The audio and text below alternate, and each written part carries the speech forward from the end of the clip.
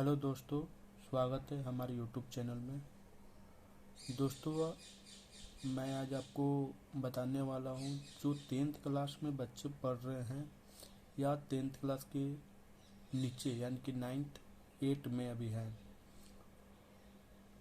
और उन्हें यह नहीं समझ में आ रहा है कि आगे का पढ़ाई कैसे किया जाए, कैसे मतलब 10th के बाद क्या उनका फ्यूचर स्कोप होगा, आगे जॉब करें कि पढ़ाई करें।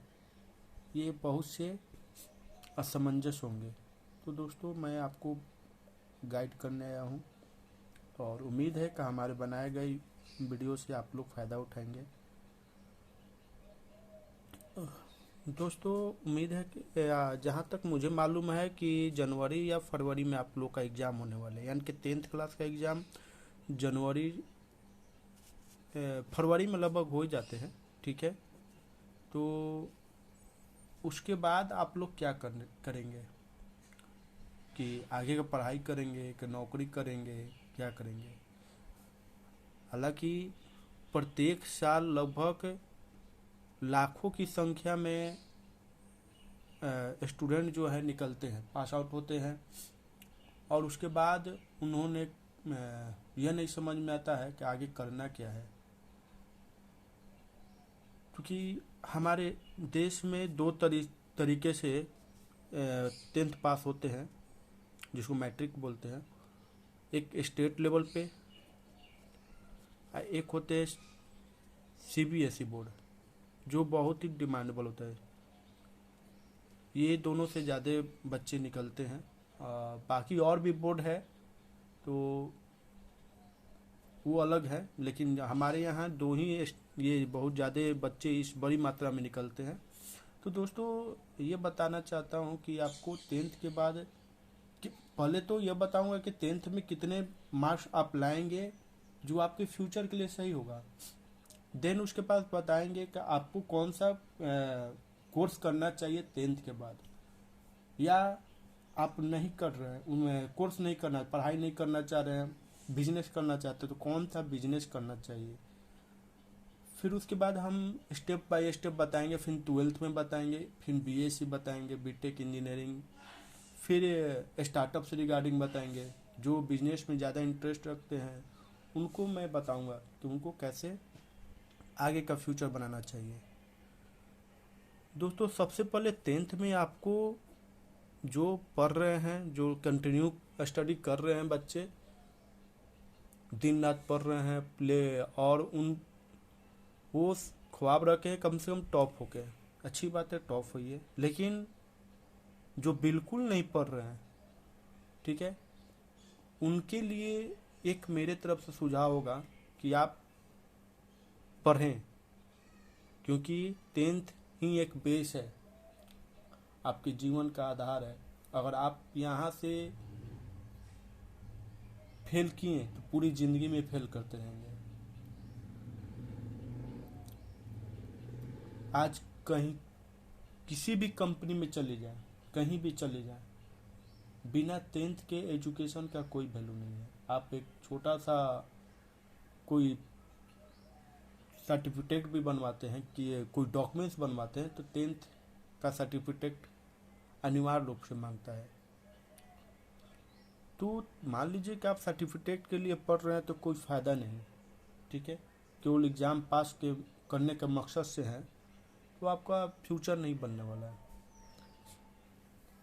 जो बिल्कुल पढ़ाई नहीं करते हैं, रैंडमली पढ़ाई करते हैं, एकदम क्या बोलते हैं कि एग्ज़ाम के 10 दिन पहले आते हैं, रट्टा मारते हैं और एग्ज़ाम पास करते हैं, तो वैसे लोग फेल करते हैं ज़िंदगी में, और वही लोग आज बेरोजगार भी हैं। दोस्तों, आपको 10th में पास करने के लिए मात्र 30 नंबर लाना होता है, मात्र 30 नंबर।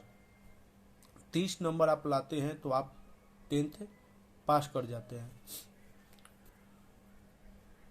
लेकिन मैं बताऊंगा कि आप 30 ना लाकर आप लाने का कोशिश करें 50 to 59। देन उसके बाद आप लाएं 60-100 आप पूरा इसको टॉप कीजिए, कोई दिक्कत नहीं, लेकिन ये आप आज के डिमांडेबल के मुताबिक आपको इतना मार्क्स लाना दम जोड़ी है। एनी हाउ कहीं भी वैकेंसी आ रही है, गवर्नमेंट हो प्राइवेट हो, कोई भी वैकेंसी हो, 50% अगर मार्क्स 10th में है तब आपका वैल्यू है। साथ में इंग्लिश भी आपको 50+ होना चाहिए, चाहे आर्मी का हो, चाहे छोटी मोटी चपरासी का हो, जो भी हो। दोस्तों अगर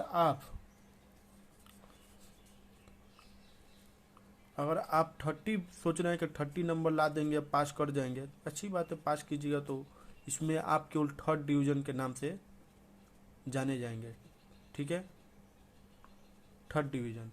अगर इसी में आप 50 से लाते हैं ये, तो 2nd डिवीज़न कहलाएंगे।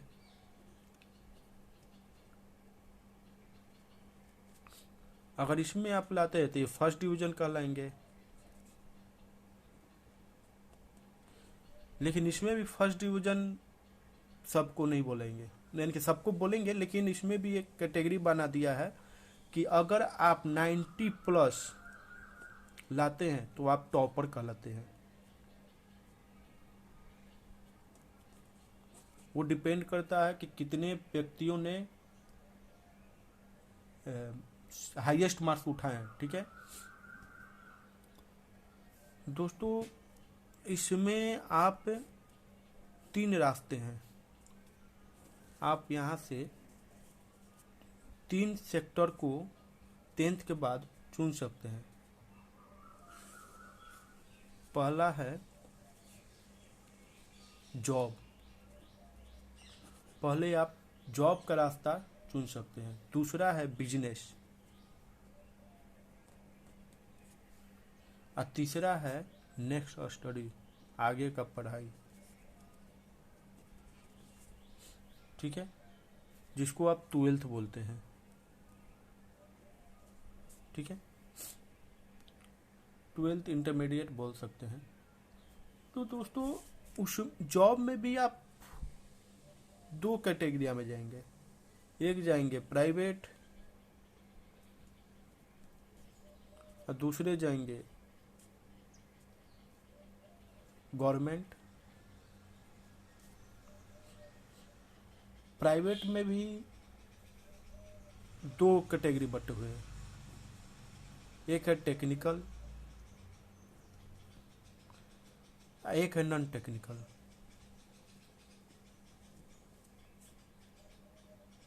गवर्नमेंट में भी 2 तरीके से बटे हुए, टेक्निकल नॉन टेक्निकल। तो 10th के बाद अगर आपके पास ITI या पॉलिटेक्निक का सर्टिफिकेट है, या कोई भी सर्टिफिकेट कर लिए हैं, ठीक है, तो आप टेक्निकल में जा सकते हैं।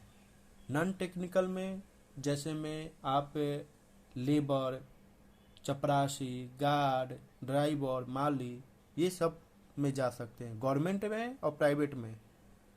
ये दोनों नॉन टेक्निकल है, आप जाएंगे लेबर में, गार्ड में, ड्राइवर में, माली,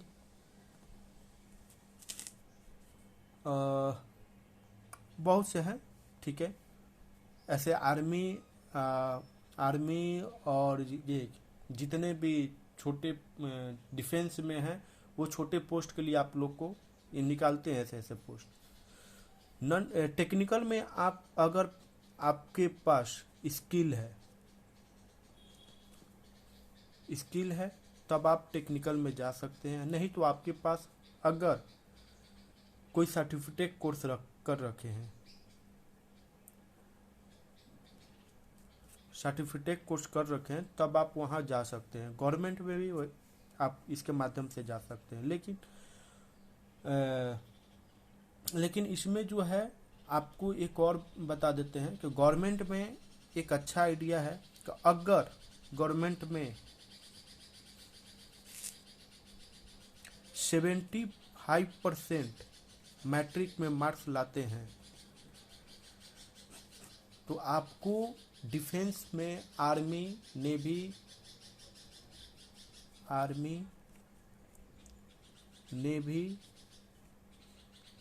और एयरफोर्स में आप डायरेक्ट मेरिट पर सिलेक्शन हो सकता है आपका। अगर आप 70 से कम ला रहे हैं तो उम्मीद कम कीजिए कि आपका सिलेक्शन होगा। ठीक है, ऐसे यहाँ पर अगर मार्क्स अच्छा लाते हैं तो कोई भी कंपनी आपको वैल्यू देगी, अगर कम लाते हैं तो आपको वैल्यू ना के बराबर मिलेगी।